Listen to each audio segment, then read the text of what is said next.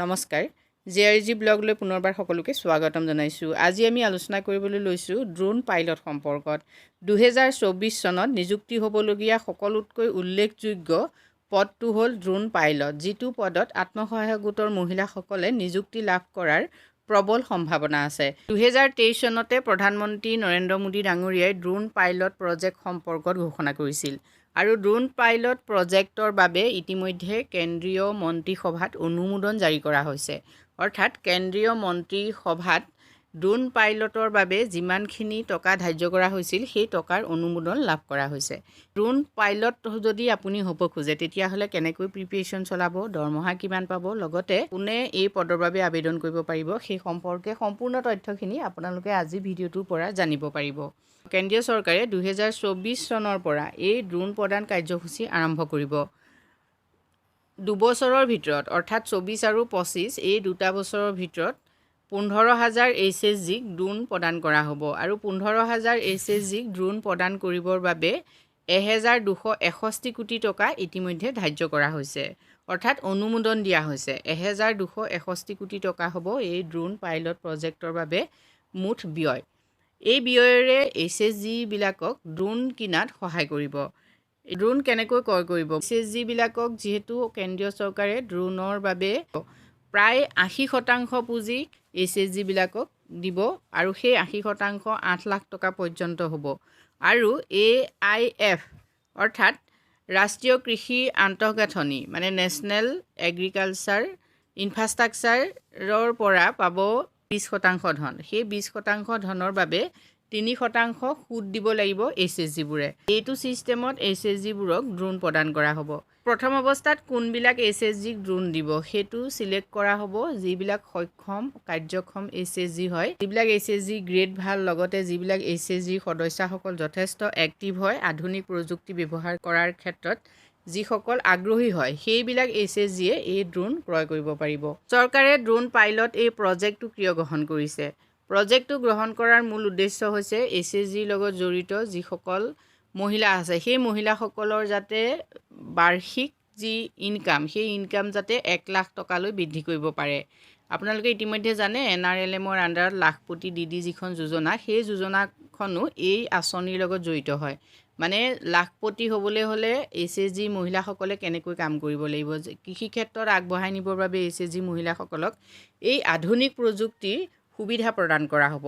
মানে উন্নত প্ৰযুক্তি ব্যৱহাৰ কৰি দক্ষতা বৃদ্ধি, উৎপাদন বৃদ্ধি আৰু উৎপাদন কৰিবলৈ যাওঁতে যি ব্যয় হয় সেই ব্যয় হ্ৰাস কৰাও হ'ল এই আঁচনিখনৰ অন্যতম উদ্দেশ্য।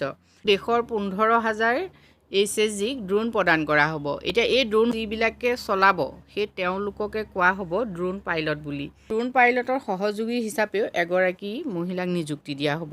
ড্ৰোন পাইলটসকলৰ দৰমহা কেনেকুৱা হ'ব সেই সম্পৰ্কত আপোনালোকে জানি লওক। ড্ৰোন পাইলটসকলৰ দৰমহা 15,000 টকা হ'ব আৰু যিগৰাকী সহায়িকা হিচাপে থাকিব তেওঁৰ দৰমহা হ'ব 10,000 টকা।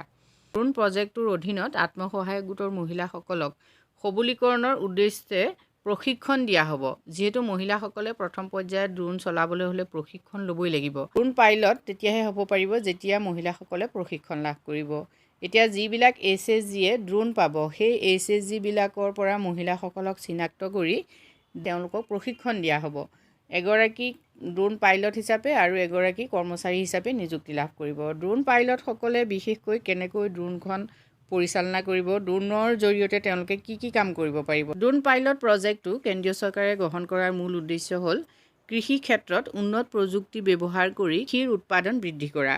ড্ৰোন প্ৰযুক্তিৰ সহায়ত কৃষি ক্ষেত্ৰত দক্ষতা বৃদ্ধি কৰা, উৎপাদন বৃদ্ধি কৰা, লগতে উৎপাদন কম খৰচী কৰি তুলি কৃষকসকলক সহায় কৰাটো হ'ল এই ড্ৰোন পাইলট প্ৰজেক্টটোৰ মূল উদ্দেশ্য। কৃষিখণ্ডত ড্ৰোন ব্যৱহাৰৰ সুবিধাবিলাক কি কি? কৃষিখণ্ডত ড্ৰোন ব্যৱহাৰৰ মূল সুবিধা হ'ল যে ই শস্যৰ মেপিং কৰাত সহায় কৰিব, মাটি বিশ্লেষণ কৰাত সহায় কৰিব, জলসিঞ্চন আৰু কীট পতংগ নিয়ন্ত্ৰণত সহায় কৰিব, লগতে উন্নত কাৰ্যক্ষমতা আৰু সঠিকতা, উন্নত উৎপাদন আৰু কম খৰচত কৃষিৰ উৎপাদন বৃদ্ধি কৰাত সহায় কৰিব। ড্ৰোন পাইলটসকলে কৃষি পথাৰত কীটনাশক আৰু সাৰ স্প্ৰে কৰিব লাগিব। প্ৰথম অৱস্থাত ড্ৰোন পাইলটসকলক পথাৰত কীটনাশক আৰু সাৰ স্প্ৰে কৰিবলৈ প্ৰশিক্ষণ দিয়া হ'ব। ইয়াৰ লগতে কিন্তু ড্ৰোন পাইলটসকলক টেকনিকেল যিখিনি কাম মানে ড্ৰোনখন পৰিচালনা কৰিবৰ কাৰণে বা ড্ৰোনখন যদি বেয়া হয় তেতিয়াহ'লে সেই টেকনিকেল যিখিনি কাম কাৰিকৰী দিশটো চোৱা চিতা কৰিবৰ বাবেও তেওঁলোকক প্ৰশিক্ষণ প্ৰদান কৰা হ'ব।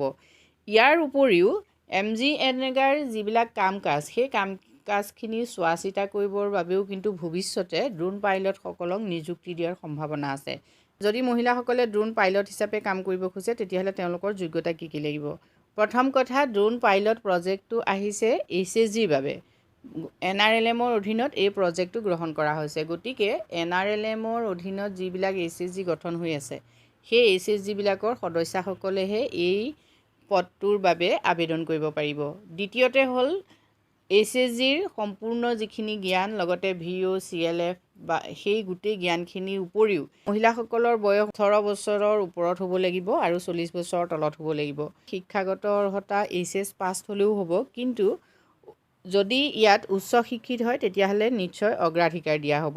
ড্ৰোন পাইলট হিচাপে কাম কৰিবলৈ সকলোতকৈ গুৰুত্বপূৰ্ণ যোগ্যতাটো হ'ল কিন্তু ফিজিকেল ফিটনেছ। অৰ্থাৎ ফিজিকেল ফিটনেছ যদি নাথাকে তেতিয়াহ'লে ড্ৰোন পাইলট হিচাপে কাম কৰিবলৈ অসুবিধা হ'ব।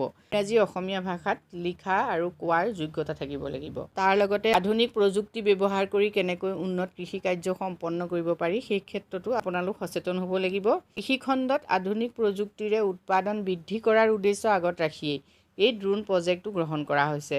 বৰ্তমান অৱস্থাত বহুতো উৎপাদক গোট গঠন হৈছে, যিবিলাক উৎপাদক গোটে একেলগে কৃষি সম্পদ উন্নয়নৰ ক্ষেত্ৰত কাম কৰি আছে। এই কৃষকসকলক সহায় কৰাৰ উদ্দেশ্য আগত ৰাখিয়েই ভাৰত চৰকাৰে এই ড্ৰোন পাইলট প্ৰজেক্টটো গ্ৰহণ কৰিছে। ড্ৰোন পাইলট হিচাপে যদি আপোনালোকে কাম কৰিব খোজে তেতিয়াহ'লে আপুনি আপোনাৰ ব্লকৰ BPMৰ লগত যোগাযোগ ৰাখিব। প্ৰজেক্টটোৰ আণ্ডাৰত যেতিয়াই কাম আৰম্ভ হ'ব তেতিয়াই আপুনি যাতে ড্ৰোন পাইলট হিচাপে নিযুক্তি লাভ কৰি মাহে 15,000, সহকাৰী হিচাপে হ'লে 10,000 টকা লাভ কৰিবলৈ সক্ষম হয়। আজি ভিডিঅ'টোত আমি আপোনালোকৰ বাবে এইখিনি তথ্য আগবঢ়াইছোঁ। 2024 চনত ড্ৰোন পাইলটসকলক নিযুক্তি প্ৰদান কৰা হ'ব, গতিকে আপোনালোকে এই ক্ষেত্ৰত খবৰ ৰাখিব। যিহেতু SRLMৰ অধীনত যিবিলাক পদত মহিলাসকলক নিযুক্তি দিয়া হয় সেই পদবিলাকৰ বাবে কোনো ধৰণৰ বিজ্ঞাপন জাৰি কৰা নহয়, নটিফিকেশ্যনো তেনেকৈ জাৰি কৰা নহয়। সাধাৰণতে CLFৰ প্ৰেছিডেণ্ট ছেক্ৰেটৰী বা জীৱিকা সখীসকলৰ মুখৰ পৰাই কথাখিনি গম পোৱা হয়। গতিকে আপোনালোকে জীৱিকা সখী BPM CLFৰ ছেক্ৰেটৰী প্ৰেছিডেণ্টৰ লগত যোগাযোগ ৰাখিব। আজিলৈ ইমানেই, ধন্যবাদ।